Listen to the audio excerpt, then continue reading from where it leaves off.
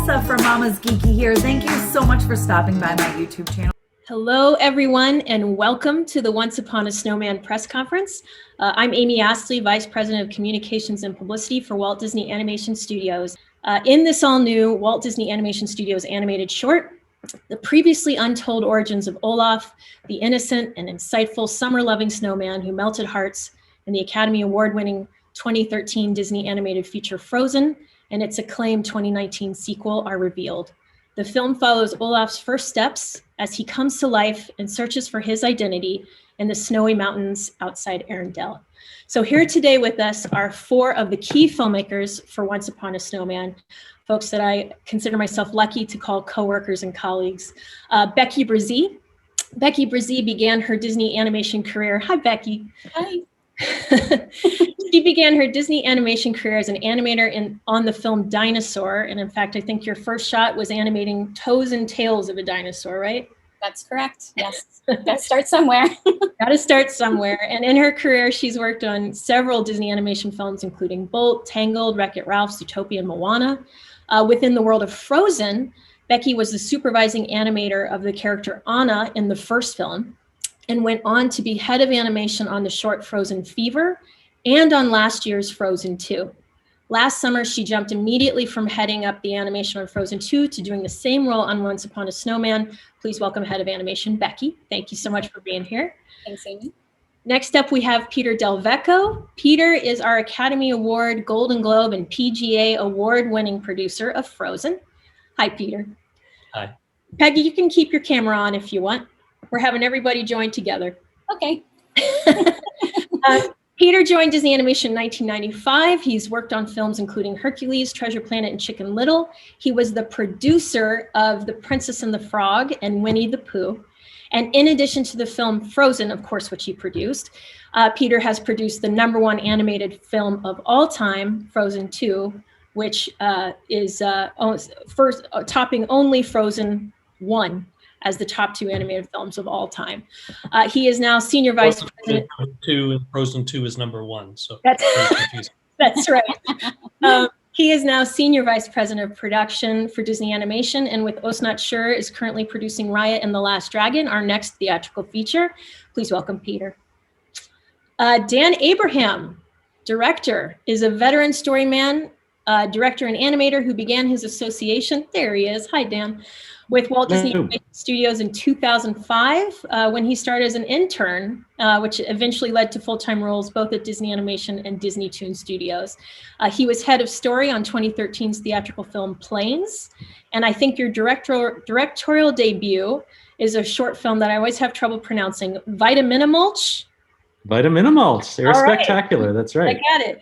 Vitaminimulch, Air Spectacular. And Dan was a leading story artist on Frozen 2 and is currently working on a certain film he can't talk about that isn't officially announced, but maybe Lin-Manuel Miranda talked about it a little bit on Good Morning America a few months ago. So please welcome Dan Abraham. And last but not least, our director, Trent Corey. So Trent Corey started, hi Trent, as a at Disney Animation in 2012. And as an animation trainee in the talent development program. His credits as an animator include Frozen, Big Hero 6, Zootopia, Moana, multiple shorts. And in addition to his feature assignment on Frozen 2, where he oversaw the animation of Olaf, Bruni the Fire Spirit Salamander, among other characters, he made his directing debut on the short circuit film Drop, which of course you can also see on Disney+. He's currently at work on an as yet unannounced new project for Disney+. Please welcome Trent Corey. Thank you guys all for being here today. Really appreciate it. Yeah. Sure. So we're going to be opening up the Q&A for questions, of course, from all of you reporters very soon, but just wanted to start with a few opening questions. At Disney Animation, Trent, we have the Short Circuit program, we have the Theatrical Shorts program, but the inception of this short happened in a really kind of unique, totally different way. Can you talk about the inception of this short, when you shared it with Jen and when you really got the green light to make it? Yeah, of course. Thanks, Amy, and thanks for the intro. And it's good to have the Olaf team back together. Look at this group. Yeah, this idea dates back, like Amy mentioned, I started in the training program at Disney in 2012. And actually my very first film at Disney was the first Frozen, where I get to meet Becky and Peter, and later I met Dan. But this idea came from, I started as a crowd animator during the first Frozen, and my very first character to animate was Olaf, and I was very lucky to get to animate Olaf for the rest of the show.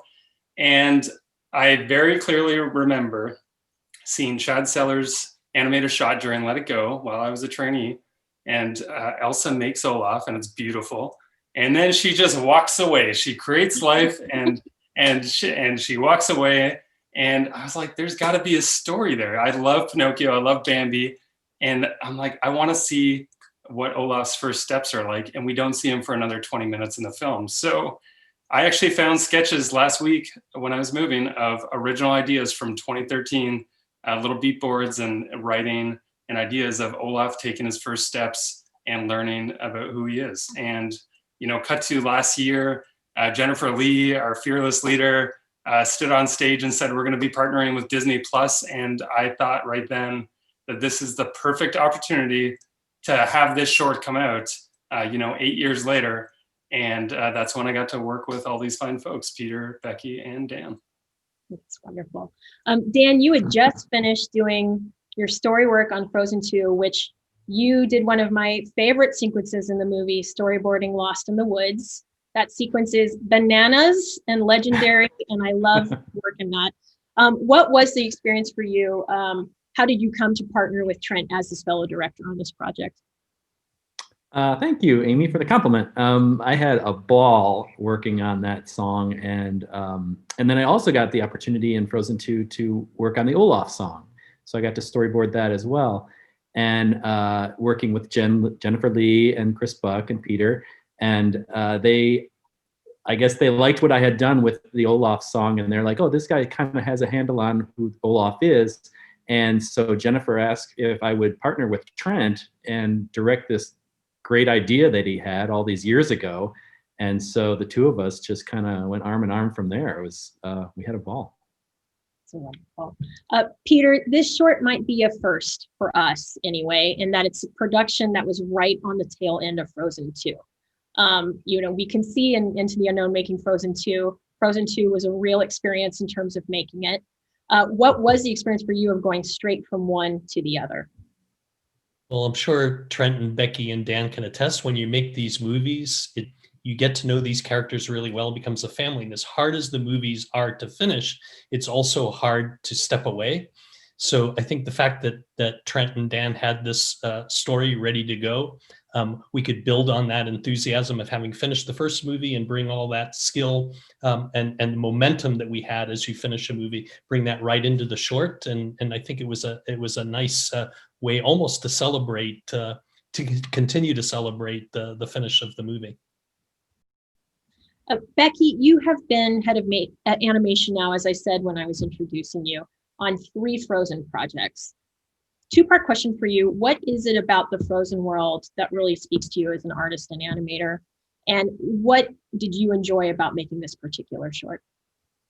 Well, when I started on the first Frozen, I was really in it for the fairy tale of it. I've always loved fairy tales, Disney art, and it all. It spoke to me, and as well as I was a princess, and I wanted to be a princess. But after a while, it started to become a sister story, and then it spoke to me in a very different way because I have sisters, and more so I have daughters, and they're my little Anna and Elsa. So it kind of, I was more invested now, even more so than before. So that's what drew me to the project. And what's wonderful about Olaf is he's a reflection of the love between these two sisters. So it really, I don't know, he's just such a wonderful character. And the second part was what? Well, what did you enjoy about Once Upon a Snowman? Oh yeah, well, like Peter said, it really is not often we get to revisit characters. And so, when Frozen 2 came up, it was just, we were like, yeah, we get to visit these characters again. And then to continue on with this story that's very special and ties everything together from those first moments of Olaf, it's a really unique way to revisit the scenes and think about the people who animated the scenes on the movie and then how it all ties in. one of my favorite parts on this was I got to animate the moment, the last scene where Olaf walks over the hill, approaching Anna and Kristoff. And in storyboards, that gave me goosebumps, you guys. So kudos to you. Like, it was amazing. But like when you're animating it and you realize this is the moment right before he walks into Kristoff and Anna's life and changes them forever and changes all of us forever, really, because, you know, now we have this character in our lives. I think it was very special to me. And I'm proud of that. That's awesome. Well, I had this question as well, but I think I'd rather ask it from one of our reporters. And forgive me, I don't have everyone's names. I have your Zoom names. So Film Steve 3 asks, what makes Olaf so adorable and beloved? And that was my question too, is we keep going back to Olaf as a character, with which, whether it's this wonderful short or the At Home with Olafs we made last spring when we were first working from home. What is it about this character? For anyone on the panel.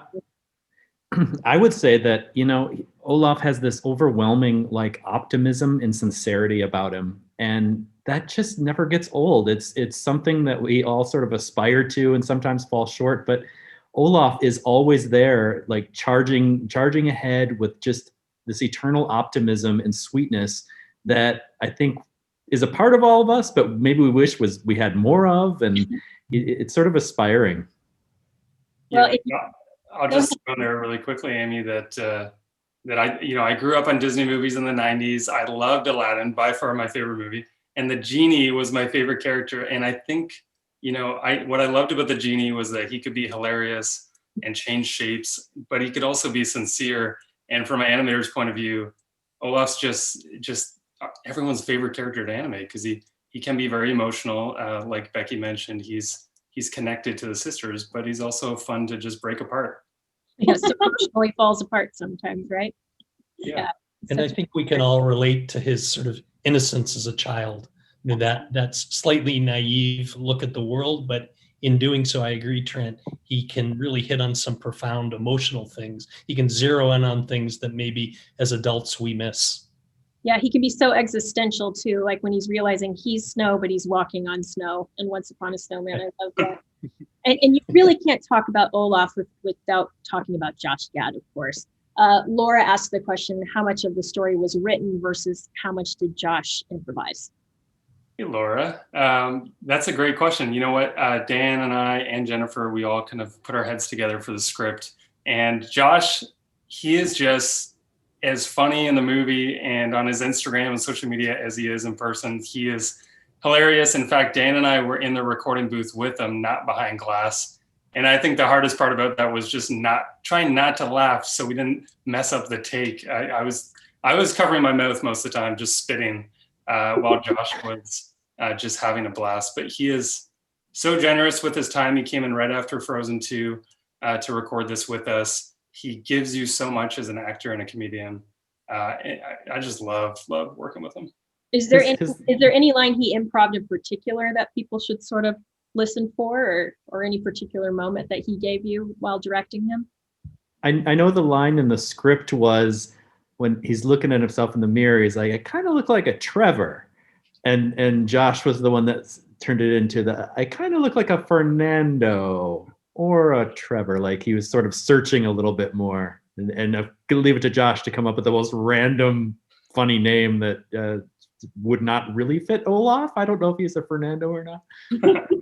Yeah, and of course, when you get Olaf and Josh Gad together, all the little improvisations of laughing, giggling, screaming, he makes the script come to life. He makes the short come to life. His giggles make me giggle. Yeah. Oh, yeah. And if you guys wouldn't mind sharing, I was really personally touched about him coming to the wrap party. If you guys would want to share that with the group here.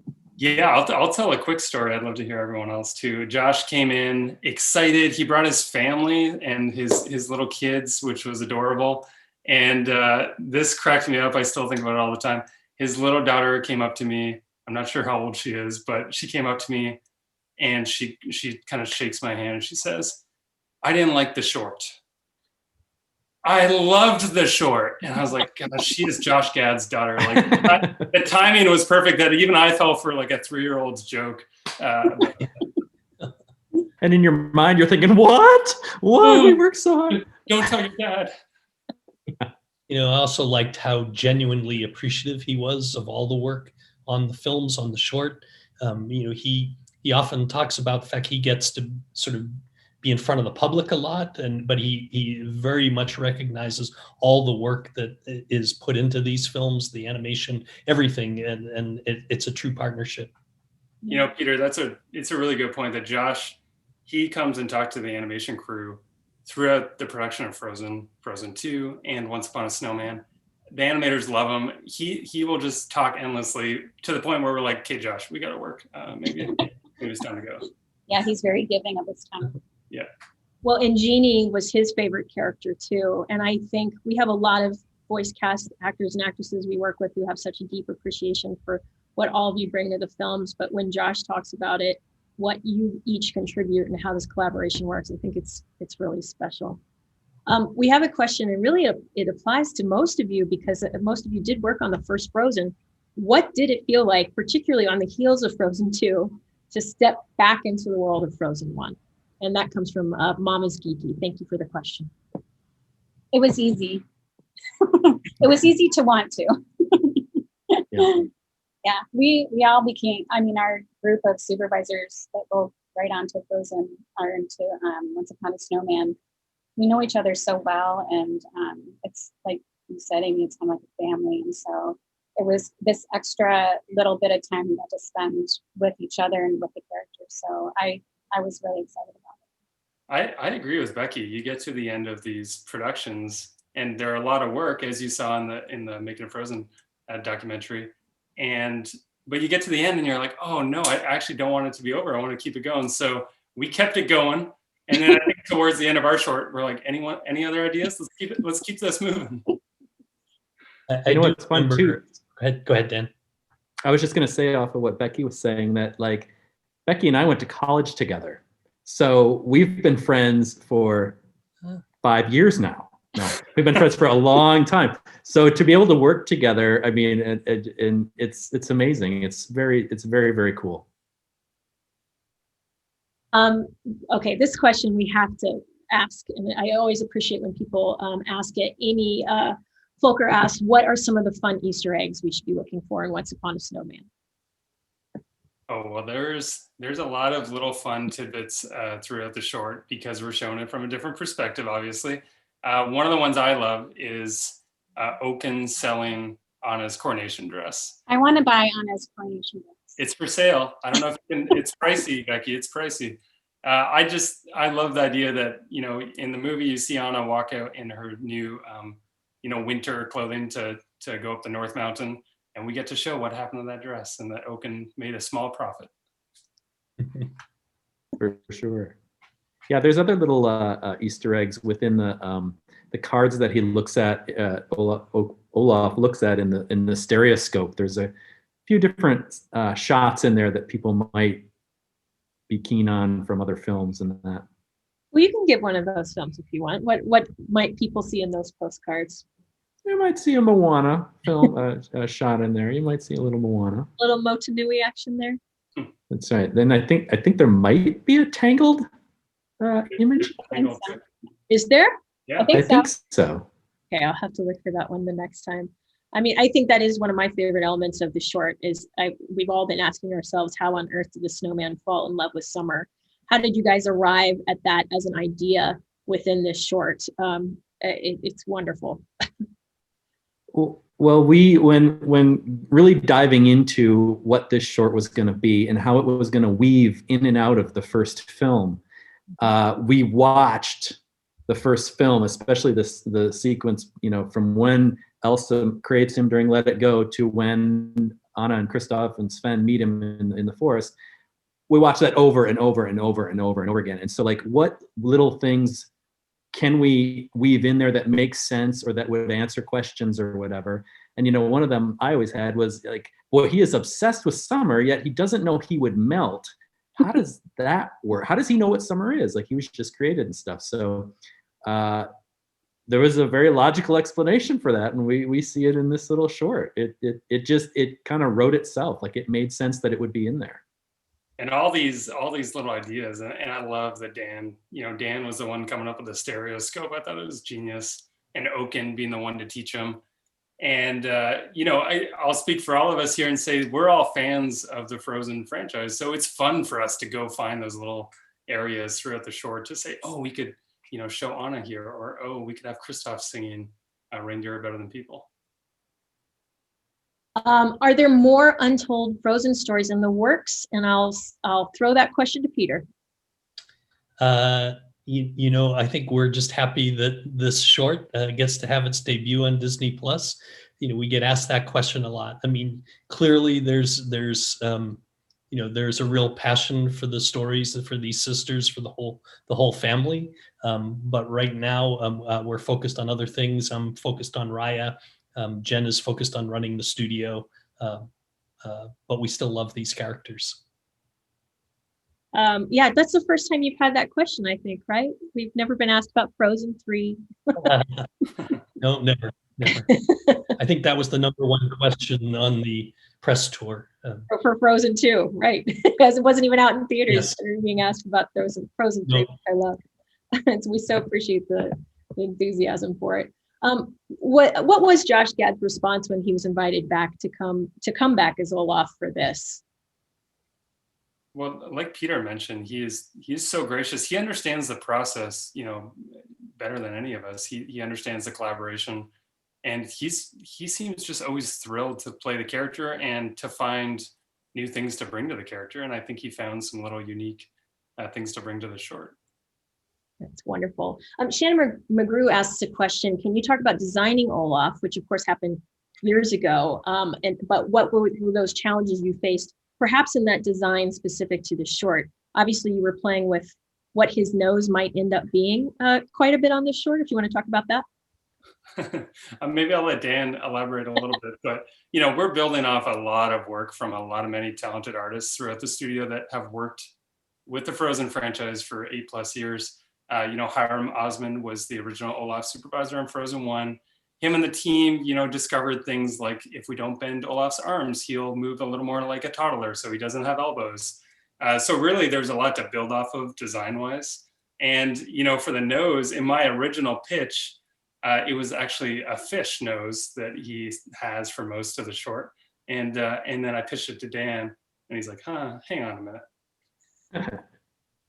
Yeah, it just honestly, like the fish like you've seen the short, like the fish is now on there for a few seconds and it's sort of just a funny gag. But when he's running around with a fish on his face for several minutes, it's too much. Like it just doesn't, Olaf is being chased by wolves. And to me, I'm like, if he was being chased by cats and he had a fish on his nose, that story math adds up better for me. But since it was wolves, I'm like, well, what if we make it a sausage? What if we make it, meat? Because wolves and meat kind of that math adds up better. So Trent, are you still upset about that? Yeah, I bring it up every chance I can. But to Dan's point, it was really hard to figure out where to look when that fish was flopping around. Yeah. Alex from laughingplace.com asks, how challenging was it to insert new animated moments into scenes we recognize from the first Frozen? Was that difficult technically, visually? Well, some of that stuff had to be reanimated. And I'll let maybe Becky talk to this, because one of my favorite moments is Olaf walking to Oaken's cabin and seeing Anna walk out. And, Becky actually animated that moment from the first movie of Anna going to Kristoff's barn. So it was fun to show that stuff from a new angle.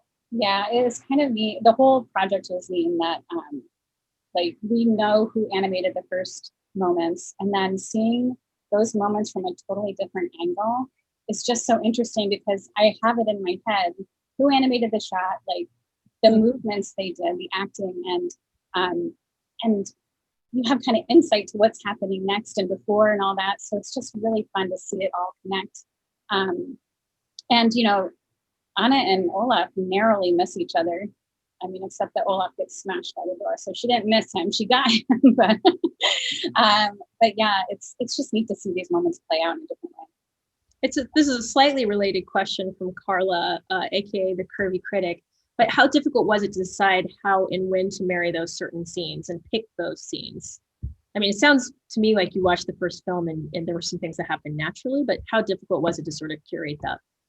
Well, we didn't want to force it in any way. So the story of what Olaf was trying to accomplish and discover who he was and all that sort of led us to these different locations. And then we're like, oh my, like, you know what's happening right here at Okins right now? Like, so it sort of guided us when we knew what the story we wanted to tell. The story kind of took us to these places, and the sort of behind the scenes, putting the camera in a different place, like it just mostly worked naturally, really. Yeah. And thank you all for your questions, by the way. They're so good, it's hard to choose. And we only have a couple minutes left in the press conference, but I have to pick one from Norway. Morten from Norway asks, the Frozen movies were heavily influenced, of course, by Norwegian nature, culture, and traditions. Can you say something about the inspiration for this short film? And Peter, I know you've been steeped in this for a long time. If you want to talk about those original influences you see once again. Yeah, there's no question. Even the first movie and the second movie, we visited Norway, Finland, other countries, and drew a lot of inspiration from that. So I think a lot from the short, and I'll let Dan and Trent speak to it, pulls off that same inspiration from the movie. Then we reuse a lot of the locations from the original movie, although, like Becky said, from a different point of view. Yeah, I love the inspiration from the original movie. I've been to Norway. I've been to Oslo and Trondheim, and it's a beautiful country. And I went in the winter time, so I get to walk through snow. Now I am Canadian, so I know what that feels like. But I always love watching Olaf walk through the snow because his little feet push the snow so well, and it's fun. Frozen 2 is mostly in the fall, so it was fun to see snow again in the Frozen world. I did forget that, Becky, we sent you to Wyoming just to walk through snow, and some other animators on the first movie, just to get that experience and understand, what it's like to animate characters walking through snow. That's right, and it's hard. That's why we don't have a whole lot of it in the first Frozen. But yeah, the costume department made us a huge skirt with a underskirt and everything to try to show us how it might be for Anna to walk through the snow, and it's very hard to walk. But yeah, we learned a lot on that trip actually, and even the effects animators that were with us, they were filming how a snowball might work, and it kind of informed how they were going to figure out the snow for the movie. So, and it came, and Matterhorn came about. So. And well, it's just two more questions, quick ones. Jim Hill, hi Jim, asks if you only have so much screen time, of course, when it comes to a short. Were there any other off-screen moments for Olaf that didn't quite make it in this final version?